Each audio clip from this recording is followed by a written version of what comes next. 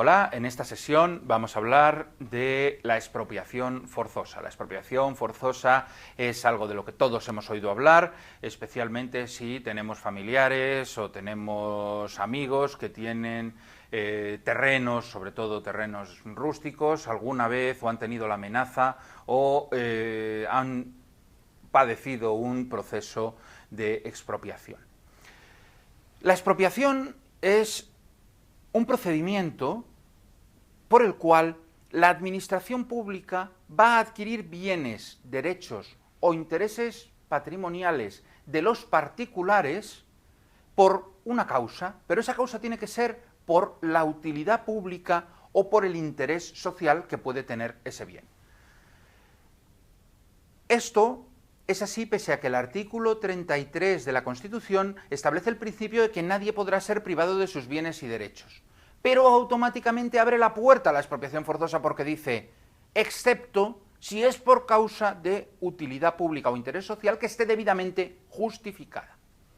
Y no solo se requieren estas razones, sino que además a la persona a la que se le expropia su bien o su derecho va a tener que ser indemnizada de conformidad con lo dispuesto por las leyes. Es decir, el Estado o la comunidad autónoma o el ayuntamiento necesita un terreno de mi propiedad y acude a un procedimiento de expropiación por el cual se va a hacer sin que yo me pueda oponer al hacerse con ese terreno y a cambio me tendrá que pagar una cantidad por ello. Sobre cómo es todo ese procedimiento es sobre lo que vamos a hablar en los próximos minutos. Ya he indicado que esto es un procedimiento y como todo procedimiento se sujeta a unas reglas específicas y esas reglas específicas van a conceder unas garantías al expropiado para evitar arbitrariedades y el despojo patrimonial.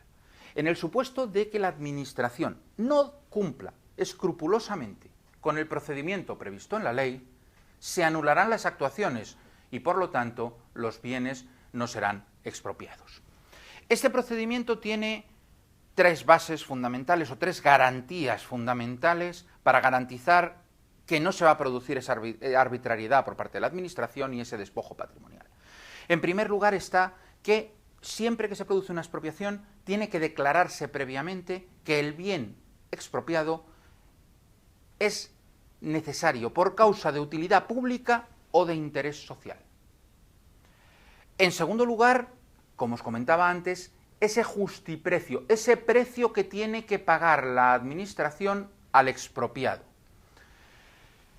Ese justiprecio, la ley establece que tiene que ser objetivo y además también establece un premio de afección del 5% sobre el mismo. Y finalmente, que en el supuesto de que la expropiación no se lleve a cabo o el fin para el cual fue expropiado el bien o derecho no se cumplen, el expropiador recuperará sus bienes.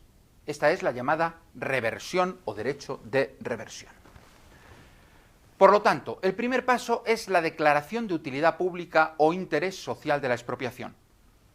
Esto se va a hacer siempre por ley.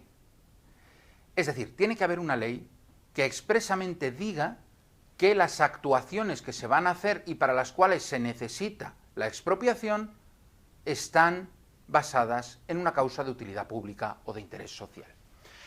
También puede suceder que esté implícita, por ejemplo, la legislación ya contempla que en el caso de que se hagan planeamientos urbanísticos, automáticamente todos los terrenos que caigan dentro de ese planeamiento van a estar sujetos digamos, declarados de utilidad pública o de interés social.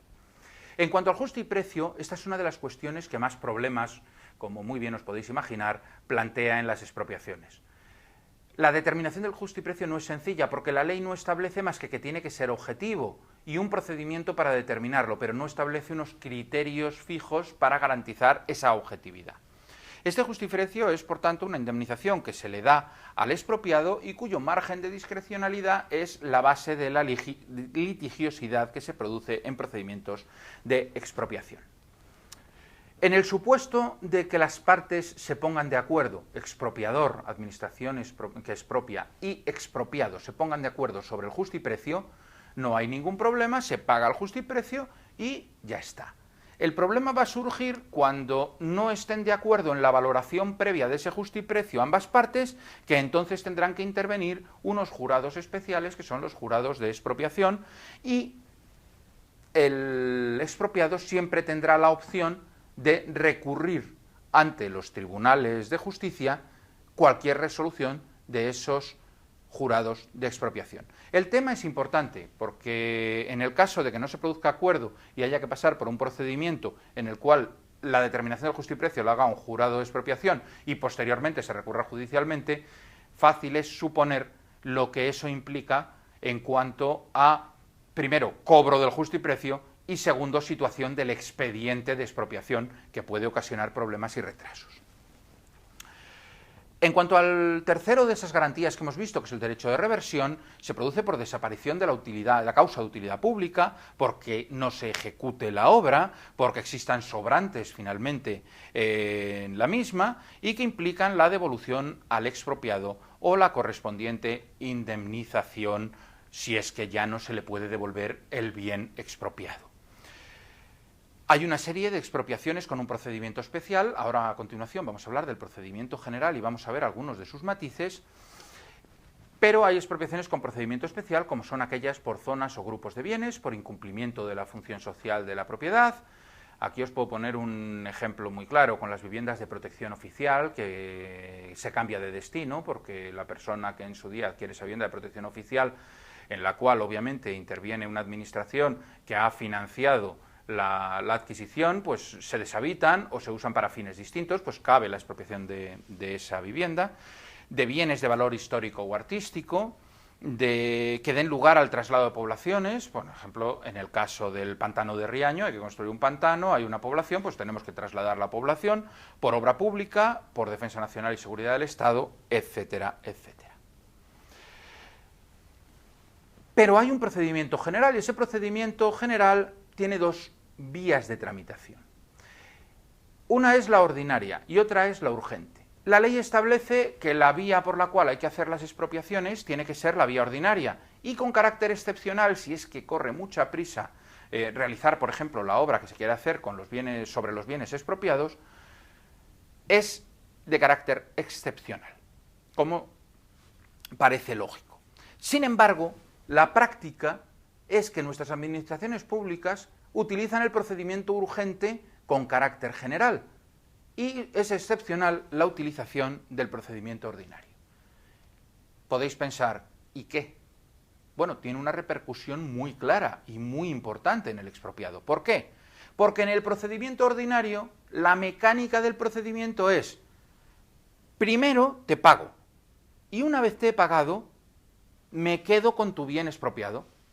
Pero en el procedimiento urgente no es así.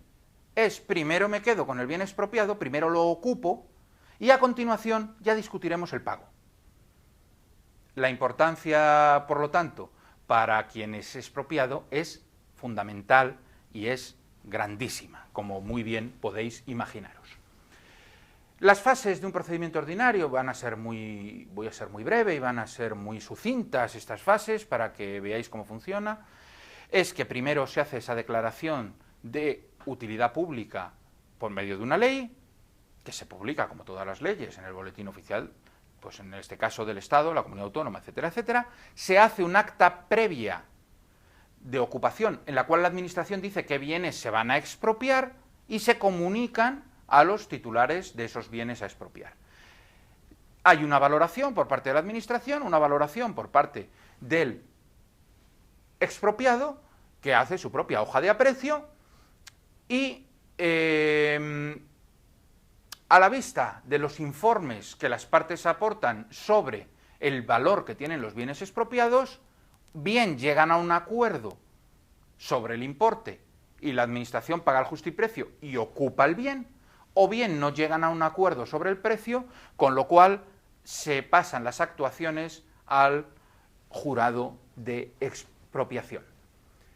Solo cuando se produce definitivamente la respuesta del jurado de expropiación y el subsiguiente paso a la jurisdicción, en el caso que así lo quiera el expropiado, pues entonces se producirá la ocupación por parte de la administración pública de ese bien.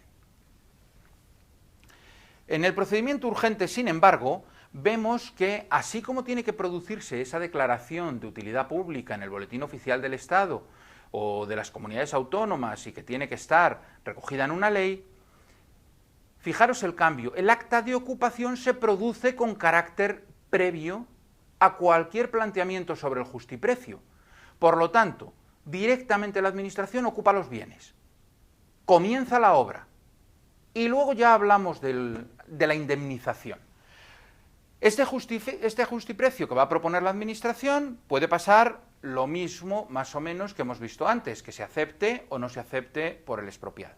Si se produce un acuerdo por las partes dentro del procedimiento, no hay ningún problema.